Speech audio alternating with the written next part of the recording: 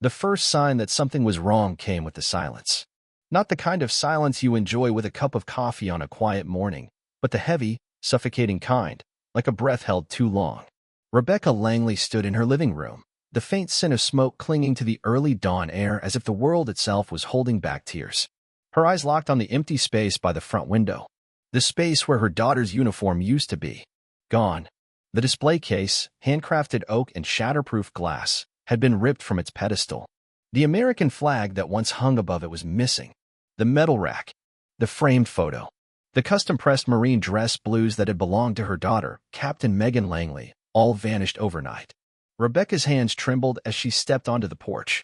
That uniform had stood not just as a tribute, but as a shield, a silent declaration of sacrifice and service that demanded respect. Now, all that remained was a faint smear of soot across the floor and a shattered window latch. There was no note, no explanation, just the smell of smoke and the choking weight of disbelief. But the answer came swiftly, and it came cruel. Across the street, her neighbor Todd, a retired firefighter and one of the few people in the HOA who still had a spine, waved her over. "You need to see this," he said, eyes grim. He handed her his phone, already playing a video. Rebecca watched in stunned silence as the footage played. The timestamp read 2:13 a.m. The camera, positioned behind the HOA's maintenance building, captured every second. Caroline Whitmore, president of the Lakeside Garden HOA, stepped into frame, followed by her assistant and enforcer, Raymond Delaney. They were carrying something. Rebecca's gut turned. It was the glass case. They set it down near a pile of discarded garden signs and busted benches. Then, without hesitation, Caroline opened a metal canister, doused the uniform and flag in accelerant, and struck a match. Raymond filmed her as she tossed it into the heap. Flames erupted. The heat licked at the sky. Caroline didn't flinch. She smiled. And then, as if rehearsed, she turned toward the camera and said, "Community standards must be preserved, even if it means cleansing a few bad habits." Rebecca's mouth went dry. Her daughter's uniform wasn't just cloth. It wasn't decoration. Megan had worn it during combat deployments in Afghanistan, at the funerals of fallen comrades, and at her promotion to captain. That uniform had absorbed sweat, tears, and history. It had meaning. And now it was ash. 3 years earlier, Captain Megan Langley had survived an IED blast that claimed the lives of 2 in her convoy. She returned home not in triumph, but on crutches, her leg held together by surgical steel and determination. Her service ended that day not by choice, but by necessity. Her honor didn't end with her contract. Neither did her mother's pride. So when Rebecca had placed Megan's uniform on display in the front room, beside a small frame quote that read, "For those who stood, so others could rest," it was never to boast. It was to remember, to honor. But Caroline Whitmore, obsessed with uniformity, power, and her twisted interpretation of aesthetic harmony, saw it differently. She had sent 3 warnings over the past 2 months. Rebecca had ignored them. The 4th response was fire.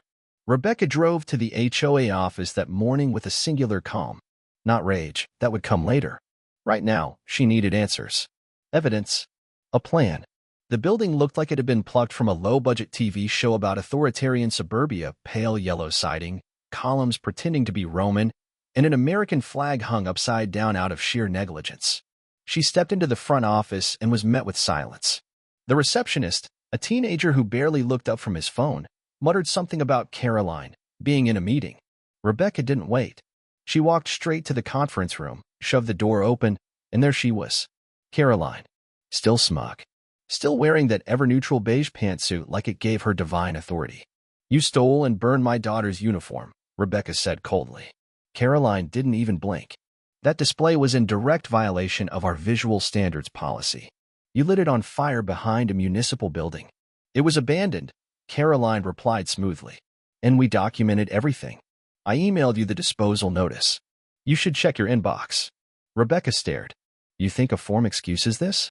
"I think a community cannot thrive with constant reminders of violence and war," Caroline said. "We're building a peaceful, harmonious environment. Symbols of militarism have no place here." Rebecca leaned in. "You didn't burn cloth. You burned memory. You burned honor." Caroline smiled. "Then maybe you should have honored the rules." The video hit the internet later that night. Todd had uploaded it anonymously to a private veteran forum. From there, it spread like wildfire. By the morning, hashtag Justice for Megan was trending on every major platform. Military groups reposted the video with captions like, "She burned one. Now we stand by thousands." Veterans across the country expressed outrage, disbelief, and a rallying cry for action. Gold Star families, wounded warriors, active duty service members all voiced their support. Then came the bombshell.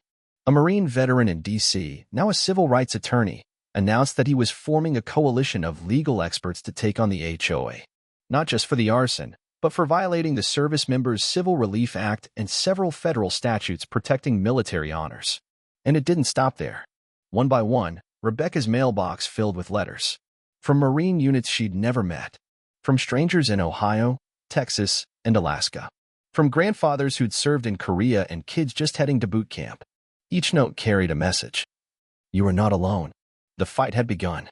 But Rebecca knew this wouldn't be one with hashtags or handshakes. This war needed something bigger, something the HOA never expected. Unity, justice, and a reckoning that would burn far brighter than any fire Caroline Whitmore had ever started. By sunrise the next day, Lakeside Gardens was no longer just a quiet suburban community.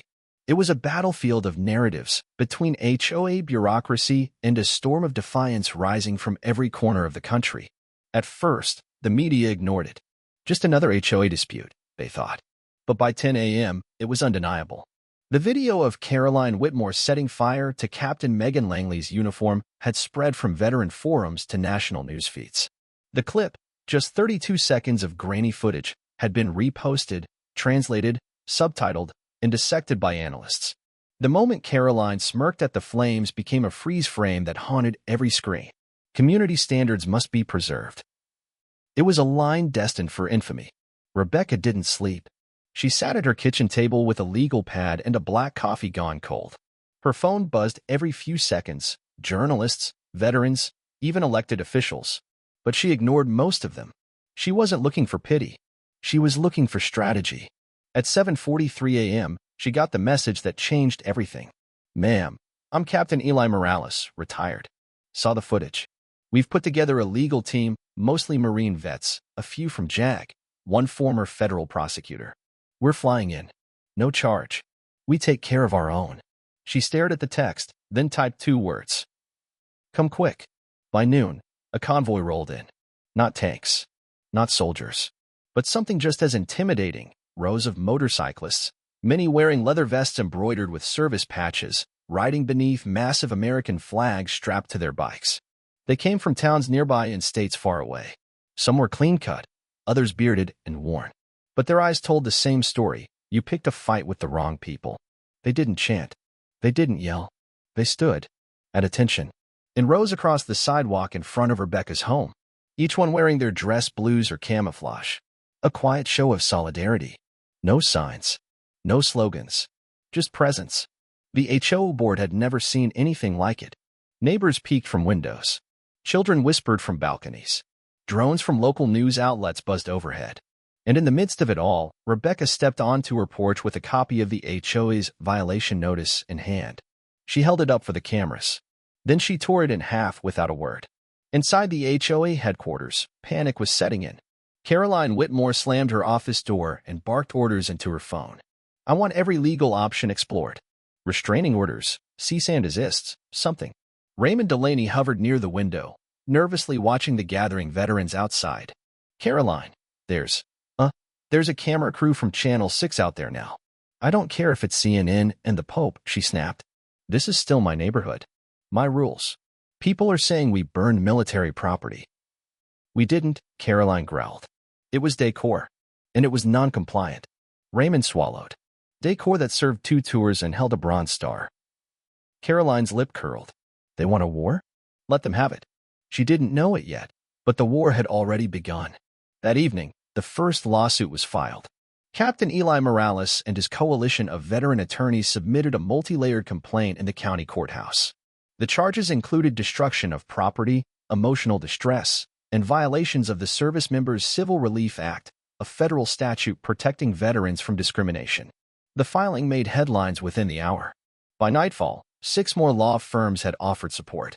Dozens of military nonprofits, from Wounded Warrior Project to the Semper Fi Fund, publicly pledged legal and financial backing. Social media exploded again. You burned one uniform. Now you'll answer to 1,000. The comments flooded the HOA's page. Try burning my grandfather's uniform and see what happens. This isn't about politics. This is about honor. Justice for Megan. Now. But the most unexpected development came just before midnight. An anonymous whistleblower, a former HOA treasurer, sent a trove of internal emails and records to a journalist at the Capitol Ledger. What they revealed sent shockwaves through the entire community. A pattern of selective enforcement, with minorities, veterans, and low-income homeowners targeted at disproportionately high rates. Internal memos where Caroline referred to military memorabilia as aggressive political statements. And worst of all, a financial paper trail showing embezzlement from HOA funds, disguised as landscaping enhancements and beautification contracts, all routed to shell companies connected to Caroline's cousin in Arizona. When the story broke, it wasn't just the military that paid attention. It was the Attorney General's office. At 8:06 a.m. the next morning, a formal announcement was made. The state of North Carolina is opening a criminal investigation into the Lakeside Garden HOA for alleged corruption, discrimination, and financial misconduct. Caroline dropped her coffee mug. The HOA boardroom went silent. Raymond finally spoke. What do we do now? Caroline didn't answer. For the first time, she didn't have one. Back at Rebecca's home, the crowd had grown. Veterans, neighbors, school teachers, delivery drivers, people from every walk of life, all standing shoulder to shoulder. Many didn't know Megan. Some had never spoken to Rebecca. But they knew what was right. They had come not for war, but for dignity, for truth, for honor. Rebecca stood before them, a microphone in hand. Her voice, soft at first, grew stronger with each word. They tried to burn away our pride, but all they did was light a fire they can't control. The applause was thunderous. But what was coming next would make everything so far seem like a whisper. Because justice wasn't done. Not yet. The uniform was ash. But the war had only just begun. The air inside the Lakeside Garden HOA office had turned stale. Gone were the scented candles and artificial cheer Caroline Whitmore insisted on diffusing through the air vents, now replaced by the quiet hum of anxiety, the distant buzz of protesters' voices, and the slow, suffocating awareness that the walls were closing in. It had been only 72 hours since the fire, but to Caroline, it felt like months. She stared at her inbox, 1,247 unread emails, many with subject lines like, resign, murderer of honor, and you've burned more than cloth. Her HOA hotline was swamped. News vans lined the cul-de-sac outside the gated entrance. Armed with long-range lenses and moral outrage, reporters weren't just looking for a story, they were circling a dying animal, waiting for it to fall. And internally, her empire was fracturing. One by one, her loyal board members had begun to peel away, like leaves falling from a diseased tree. First was Eric from Finance, who resigned via voicemail claiming he'd never supported the burning, only the rules. Then came Leslie from Community Aesthetics, who uploaded a teary video on Facebook blaming Caroline's extreme interpretation of the charter. By mid-afternoon, 6 out of the 11 board members had stepped down. Caroline poured herself a double shot of whiskey and paste. She couldn't understand it. She had spent the last 8 years crafting this HOA into what she proudly called America's finest managed community. She had fought clutter, unregulated yard flags, seasonal decor violations, and rogue garden gnomes, all in the name of order. And now the world was burning her down for what? A uniform? She glanced at the printed headline from the Capitol Ledger. HOA President Burns' decorated veteran's uniform launches national outrage. Veteran, she sneered aloud. It was just a display, but even she didn't believe that anymore. Down the street, Rebecca Langley wasn't celebrating yet. She stood at her kitchen counter, stacks of court filings surrounding her like sandbags in a trench. On the floor nearby, Megan's dog tags rested beside a charred piece of what remained, a scorched marine insignia, salvaged from the ashes. Her home had become headquarters for lawyers, volunteers, veterans, and journalists. What began as a reaction had evolved into a movement, complete with a name. The Honor Watch. They weren't just defending Megan anymore. They were documenting decades of overreach by HOAs nationwide. Cases poured in, flags ordered down, disabled veterans fined for installing ramps, Gold Star families harassed over memorial plaques. Rebecca couldn't believe it. She had spent years believing she was alone, a grieving mother, a silent caretaker of stories no one wanted to hear. Now, Her voice echoed across the country. The real blow came not from the news or the lawsuits, but from the state government. That evening, the Attorney General of North Carolina held a press conference on the steps of the Capitol building. Standing behind a podium flanked by state troopers and veterans in uniform, he delivered the hammer strike. My office has opened a formal investigation into the Lakeside Garden HOA for criminal misconduct, including unlawful property destruction, harassment of military families, and financial fraud. We have also reached out to the Department of Justice to review federal civil rights violations. He paused. Let me be clear. Burning a service member's uniform is not just a violation of trust, it's a violation of decency. And we will pursue this case to the fullest extent of the law. The applause thundered across the steps. Back in her office, Caroline dropped her glass. Then came the emergency board meeting. Ironically, it was called under Section 8.4 of the very HOA charter she had written herself, the one that allowed board members to remove a sitting president in times of public peril. Caroline stormed into the room, face red, shoulders rigid. Her usual air of dominance had faded into a wild desperation. She slammed her briefcase down on the table, glaring at the remaining board members. This is a coup, she spat. And I will not be bullied into submission by a mob of uniformed agitators and internet junkies. No one met her eyes. Her former allies sat silently. In front of each, a printed resignation letter lay unopened. At the center of the table, a large white envelope marked Legal Action Review rested like a coffin. Let me remind you, Caroline snapped. I built this HOA. I enforced the standards. I protected property values. Without me, Lakeside Gardens would be a pile of cheap lawn ornaments and freedom flags. That was the final straw. Councilman Derek Evans, a Marine veteran himself, stood up slowly. You didn't protect this community, Caroline, he said quietly. You policed it. You didn't lead. You ruled. And now, you're going to answer for it. Caroline opened her mouth to respond.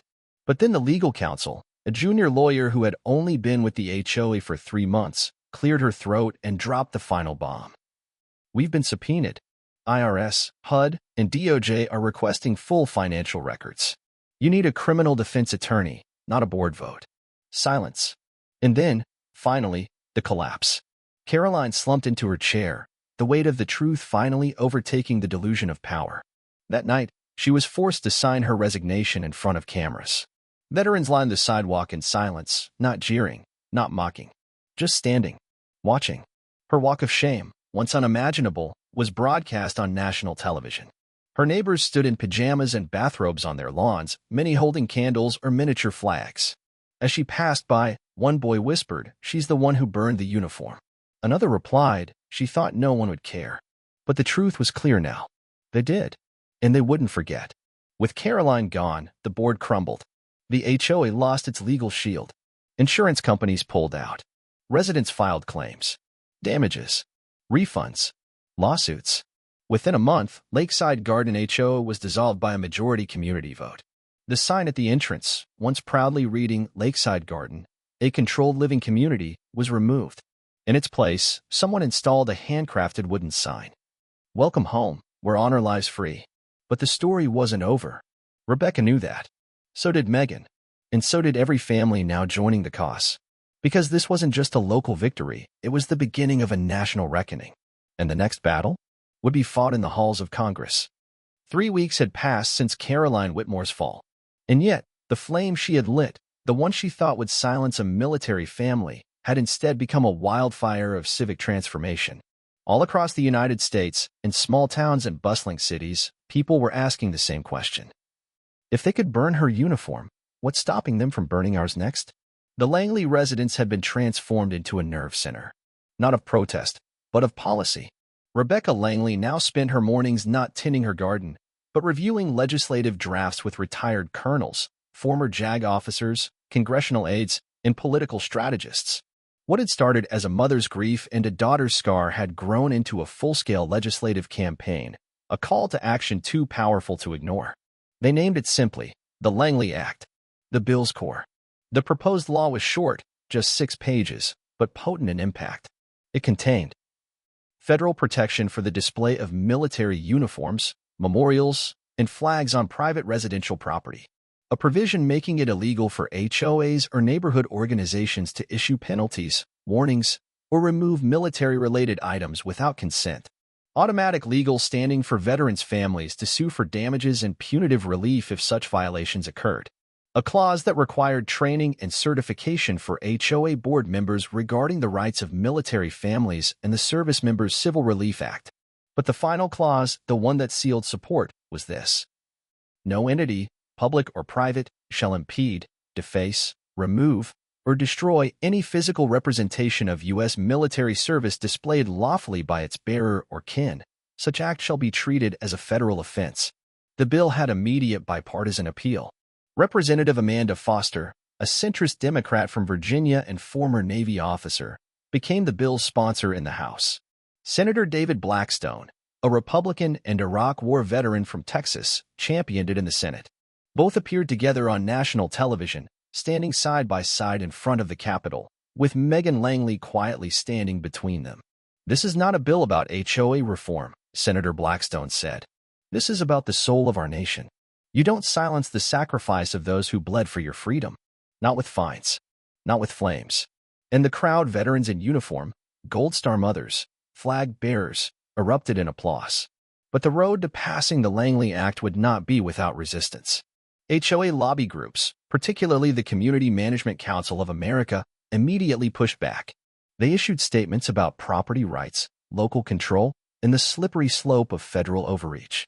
They warned that the Langley Act would open the floodgates to noncompliance and create chaos in planned residential communities. Some conservative think tanks joined the chorus, claiming the act was emotional legislation pushed by a viral media frenzy. But those arguments didn't hold under scrutiny, not when video of Megan's uniform burning played behind every pundit who tried to minimize it. And then came the hearings. Rebecca Langley wasn't a politician. She wasn't a lawyer. But when she sat before the House Committee on Veterans Affairs, she became something else entirely. A symbol of every American parent who had raised a child to serve and watched the country forget them. She spoke slowly, clearly, her voice tired but composed. "When my daughter wore that uniform, I didn't sleep through a single night. Not because I didn't trust her, but because I knew what it meant. She didn't wear that cloth for decoration. She wore it for this country, for neighbors, for strangers, for the very people who later told us it didn't belong on our porch." She paused. And when that uniform was burned, it wasn't just fabric that turned to ash. It was respect. And if we allow anyone to burn that again, through fire or fines or silence, then we've lost something bigger than property value. There wasn't a dry eye in the chamber. Even the CMC's lobbyists sat still.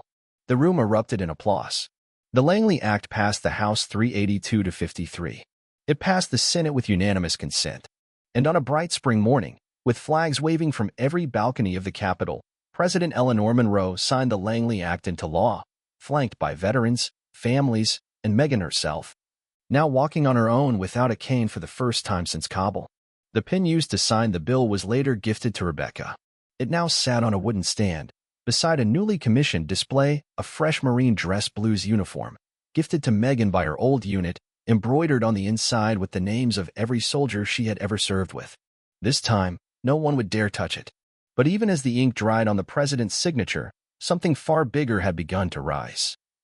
A national movement of resistance against HOA overreach. From coast to coast, veterans began displaying their uniforms in windows. Flagpoles appeared overnight. Memorial plaques were mounted on trees, stones, garages, fences. Entire communities, once shackled by silence, now bore symbols of honor. And in the center of it all, one porch in North Carolina stood quiet. No guards. No protesters. Just a uniform. And a note beneath it. "We remember." It started with a porch in North Carolina. But it didn't end there. By the time the Langley Act became law, the movement had transformed from a hashtag into a national reckoning. What Caroline Whitmore had tried to burn into silence now echoed across neighborhoods, state lines, and generations. Within 6 months, 83 HOAs across the country faced lawsuits filed under the new Langley Act. Some folded overnight. Others scrambled to rewrite their bylaws. A few fought back and lost in court, each defeat cementing the law's power. One particularly high-profile HOA in Nevada tried to fine a retired Air Force pilot for painting his mailbox red, white, and blue, a tribute to his fallen wingman. They were fined $250,000 under the new statute. They never tried again. In rural Montana, A widow named Alma Preston, who had been fined for keeping her late husband's marine boots on her front porch, woke up one morning to find them cleaned, polished, and placed in a custom glass case. No one admitted to doing it. The only clue was a note tucked inside. He walked so we could stand. We're standing with you. The note was signed only, HW. Honor Watch had grown. Meanwhile, Megan Langley quietly returned to life. She didn't seek interviews. She declined book deals and daytime talk shows. She went back to working with veterans, helping them transition out of service, navigating the bureaucracy she knew too well. But her porch told her story.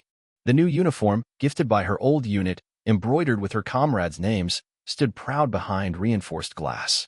Next to it, a new flag, one that had flown above the Capitol on the day the bill was signed. Rebecca, too, found peace not from winning, but from being heard. Her garden bloomed again. Kids rode bikes past her fence without fear of code violations. The HOA was gone, replaced by a volunteer neighborhood committee that focused on community events, not citations. A banner still hung across the community center. Welcome to Lakeside, where honor lies free. Caroline Whitmore's downfall became a case study in institutional arrogance. After her resignation, she vanished from public life. Her name was stripped from community records, her plaques taken down, her office cleaned out.